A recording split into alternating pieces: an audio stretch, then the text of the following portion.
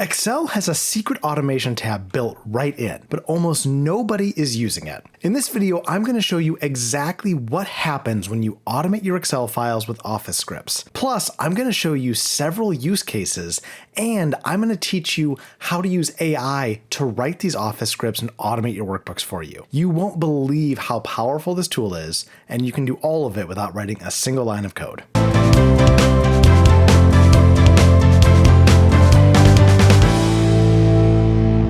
Welcome to the channel. If you're new here, I'm Mike. I'm a senior finance leader, and over the last decade, I've worked in finance everywhere from brand new startups all the way to the Fortune 100. And over that time, I've helped teams automate more than 50,000 hours out of their workflows. And today, I want to help you do the same with Office scripts built right into Excel. These scripts are so much more powerful than macros, so much easier to use, plus they're easier to share across teams and can work across multiple workbooks since they don't live in the workbook the way that a macro does. And don't worry, it won't take a single line of code to write these scripts. I'm going to show you how to do them in two ways. In the first, we're going to record it, just like if you've ever recorded a macro. And second, we're going to use AI to quickly write scripts to automate our workbooks. These scripts have the ability to automate and repeat nearly 99% of the capabilities of Microsoft Excel. You will be shocked at how fast they run and how capable they really are. Make sure to stick around to the end when I'm going to show you how to use AI to write a multi-step close script. You won't believe what it can do. And if you haven't already, make sure to subscribe to our weekly newsletter, Finance Automation Insider. I send an email every single week with tips, tricks, and hacks just like this, and I don't want you to miss a thing. Plus, when you sign up, I'll send you a free guide to 15 5-minute finance automations that you can get started with today. And with all that out of the way, let's get rolling. So here it is, Excel automation with Office scripts. Well, what are Office scripts? Think about these as modern macros for the cloud. These don't replace Visual Basic. You'll still find that in Excel on the Developer tab, but this is more advanced, but more importantly, these are shareable. Whereas VBA lived inside the workbook, you're going to find Office scripts actually live and run in Excel 35 across OneDrive and SharePoint, meaning you can leverage them across files and you can share them between files. This uses a coding language called TypeScript, which is a subset of JavaScript and runs with a lot of the same syntax and language if you happen to know it. But don't worry, for this video, you don't need to code. I'm going to show you two different code-free ways to do this. It's collaboration friendly and it's very future focused versus VBA, which is a limited use language that not a lot of people know. If you were interested in learning TypeScript, you will have so many more capabilities because you essentially know JavaScript. It's just a lot more flexible and there's so much more you can do with this, especially with the script being separate from the workbook instead of living inside of it. Well, I'm not going to ask you to write any code for this. I think it is important to understand the basics of Office script just so you know what you're looking at. Now, every single script is going to start with this function where you define the function and the workbook you're referencing it to. After that, you'll put all your code in. And again, the ways I'm going to show you, this will automatically generate. There's some key objects to know. Your workbook, that's your Excel file. Your worksheet is one tab inside that file, and you can have multiple worksheets in a workbook. A range is a block of cells, and a table is a structured data set that has been converted from a range to a table. Now, this is common terminology. You might be saying, well, I've heard all this before, but it's actually how you write the Office script. So it's important to think in these terms when, usually we're just kind of working in Excel so naturally we don't think about it.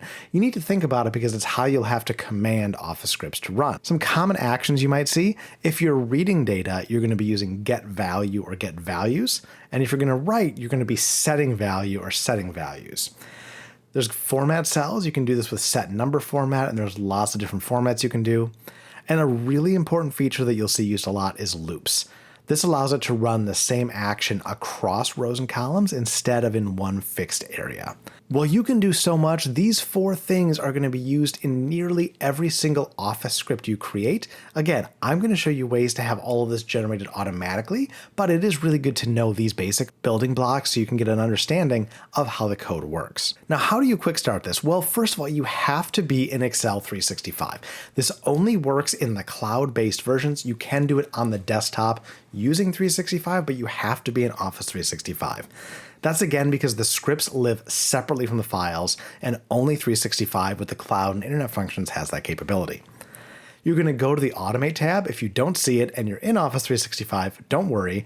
I'll show you how to turn it on. It doesn't always automatically appear. We're going to record a couple of quick actions to show you how to do it. It's going to write all the code for you. You're going to save this by naming your script, and then you can run it. It's repeatable in seconds. If you've worked with macros, it's all going to feel very familiar. It's just a lot more dynamic with a lot more capabilities, and especially the ability to handle relative versus absolute references a lot easier than Visual Basic could. Now, we're going to look at a couple of finance use cases. We're going to look at this about how to clean messy data exports, remove blanks, format, dedupe customers. We're going to be able to format some reports, bolding headers, consistent width, standardizing tabs. We can consolidate multiple sheets, multiple branch files into one master data set. Great for planning or forecasting or reporting consolidation. And then, as I mentioned earlier, our last one is going to use AI to create a multi-step close process that will show you what it looks like if you try to automate some of your close files. Have any questions? Go ahead and leave them down in the comments. I read and respond to every single one, and I'm more than happy to help. That's enough talking. Let's get rolling in Excel. Now, if you open up Excel and if you're using Office 365 and you don't see an Automate tab, don't worry, there's a quick way to fix it. To do this, we're going to go to File. Now, in Options, we're going to go down to Customize Ribbon. We can collapse over here, and what you're going to see is you might have these missing tabs for Automate and Developer. On some computers, they're not going to automatically come up. All you have to do is click these buttons, hit OK, and now you've got the two tabs. Now, if you're familiar with VBA macros, you're going to find all of that on the Developer tab. That's where you're going to find your recording macros, your Visual Basic screen.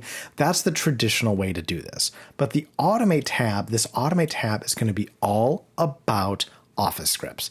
So you're going to come here, you're going to see a similar record actions, right? That's where you can record just like with a macro. New script is going to open up a window, a nice code editor on the side where you can copy and paste in any script if you want to do that. We'll use that later for AI. There will also be some pre-built templates. And if anyone has shared something with you, you can just click the drop down and go to shared scripts and pull up anything that's been shared with you. But let's go ahead and do our first one with recording. Now, just like if you've worked with macros, you're going to hit the record button and then it's going to save every single thing you do. So make your moves carefully. Of course, you can always delete it if you need to, but let's get started. We're going to clean up this data set, which has some issues in it. So we're going to start in our top left cell. We're going to go ahead and go to record actions and we'll get started. All right, we're going to say here it is recording relative to A1. I do want to mention this is important. There's two modes. Relative mode, it's going to record relative to other cells. I almost always recommend working in relative mode. This is going to fix a lot of issues that you have with traditional VBA coding, where you're telling it a specific cell or a specific place to start, and it's not really good at being dynamic around that. Relative mode is going to give you a lot more flexibility, and it will fix a lot of things that would have historically broken. So I typically work in relative mode, but if your files are exactly the same and consistent every time, you can work in absolute mode and then it will run great. But for most of us where our files, might change or move around a little bit, highly recommend relative mode. So we'll stay in that, and now let's get started. First thing I'm going to do, I'm going to turn this into a table. All right, so we'll go ahead and insert a table. All right, I want to call this data underscore POS. All right, so now I've got my POS table. Then I've got a few things I need to clean up. Now I know, first of all, that in my transaction ID column, that there's some duplicates. So I want to go ahead and remove those. I'm just going to select transaction ID because I know that's where my duplicates are. We'll hit OK. Beautiful. And our duplicate values were removed. Then the other thing I'm noticing is a lot of times our point of sale system outputs lower Manhattan instead of lower Manhattan. So we'll just say we want you to find lower Manhattan, a common error we're familiar with, and we will change this to lower Manhattan. We'll hit replace all. And now we have cleaned up our data set and it is all ready for us to use. All right, and then with that, the last thing we're going to do is we're just going to insert a pivot table so we can work with this data. We'll use the data POS. We'll put it on a new worksheet. We'll hit OK. And there's our pivot table. And now we can go back here. You'll see it'll always save right on the side here. And we can stop the recording. All right, and it has saved our script down. You can see right here, we can name this and save it. Go ahead and make sure that saves. All right, the script is saved and we can run it. All right, we've called it clean data. The script is saved. We're gonna go ahead and test this out. You'll see I've undone everything I did. We're back to the original data set we started with. We'll hit run and we'll see what happens. You'll see the script is running. It's already generated our table for us. Now it's working on the data. And here it is. So it's made all of our changes. We've got everything cleaned up. We'll see it's lower Manhattan, not lower Manhattan. You can see there's no duplicates down here. And then if we come over here, it's created our pivot table on a new sheet. How cool was that? Now we're going to go ahead and do an example of how to format. So let's just say we wanted to make this look like a table without being a table, and then we wanted to format some of our data so it was a little bit cleaner and easier to look at. So let's go ahead, we'll click our record actions button. It's recording relatively. So now let's just do some random formatting stuff to make this look like a table. So we'll start off with a header. We'll make this header a black background. We'll do that with white text.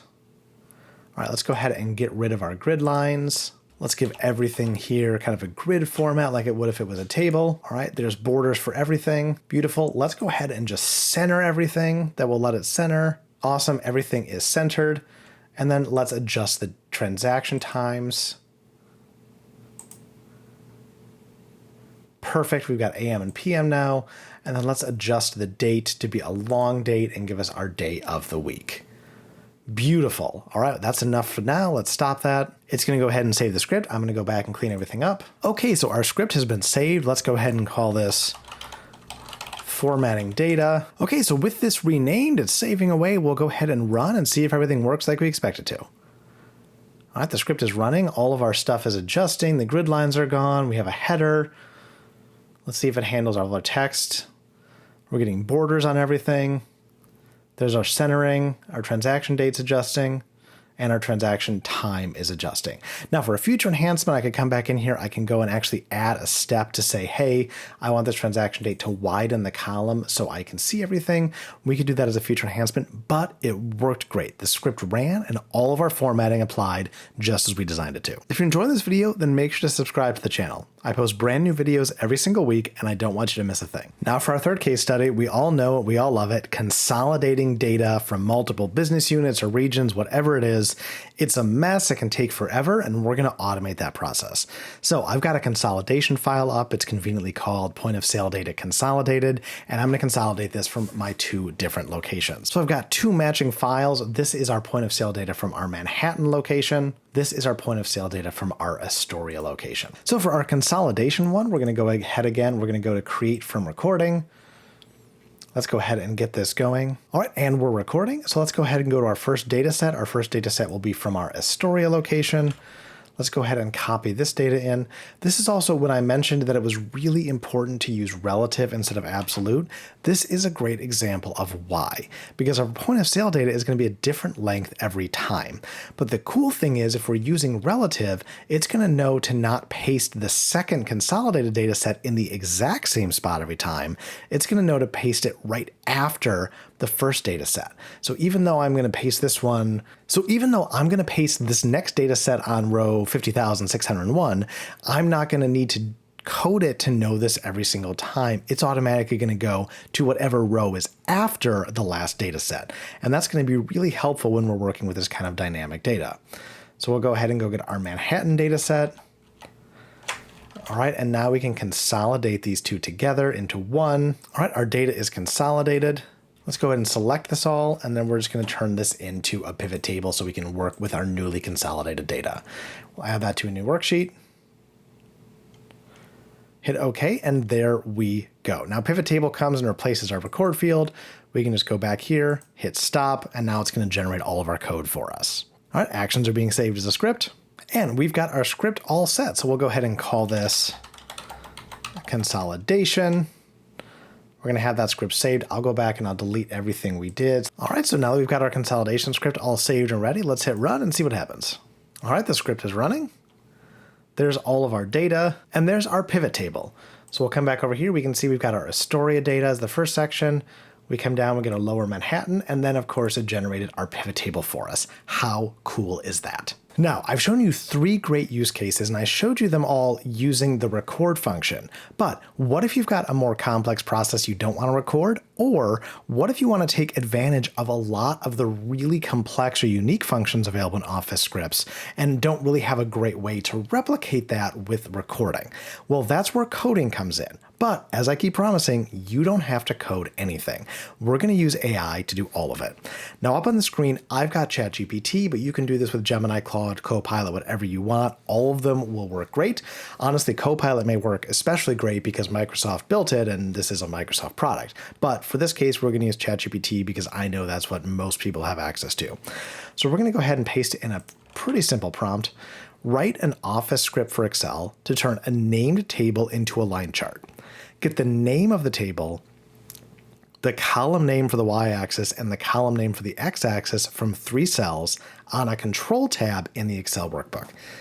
Now, this is something that you would have a really hard time recording, because if you want to be able to dynamically change something that's pulling in, kind of create a parameter, if you know what parameters are, if you want to do something dynamic like this, there's not really a good way to record that because you have to code it.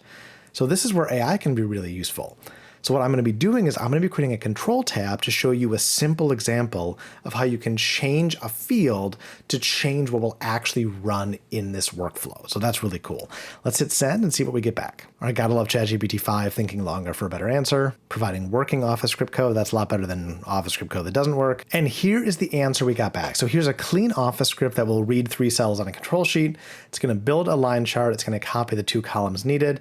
It's going to handle the you typo the column name type errors like a pro. Here's the setup it used. Here's all of the functions and the copy to paste. You can see just how much more complex this is than the code we were writing simply by recording, things we wouldn't really know how to do through recording that we can write in the code. ChatGPT has done all of this for you, and it's been nice enough to give you instructions on how to load this in. So let's do exactly that. So I'm in a copy of my point of sale data for the Manhattan location. I've added a control tab. I put it where it told me to put it. So I wanted the data table in B2, the x-axis label in B3, the y-axis label in B4. So these are going to be the table name and the column headers. I want to make sure my data is named correctly. So I want to make sure this is POS data. Indeed, it is. Then what we're going to do is we're going to go to automate, and instead of recording this time, we're going to create in the code editor. So now with the code editor open, all we have to do is copy and paste this in from ChatGPT instead of recording it.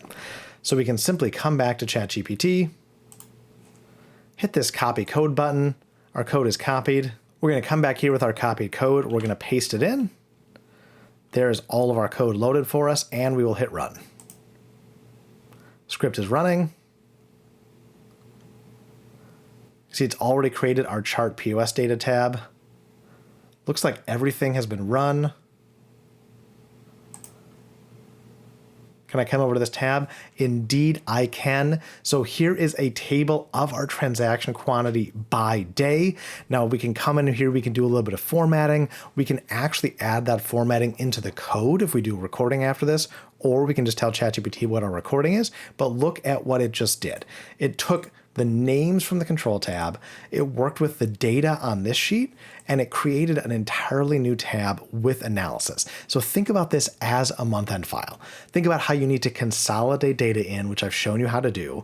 Think about how you need to take that consolidated data and build charts that may need to go into a PowerPoint presentation. And that's where you can blend in some of the recording with this ChatGPT coding and automate the process within Excel end to end.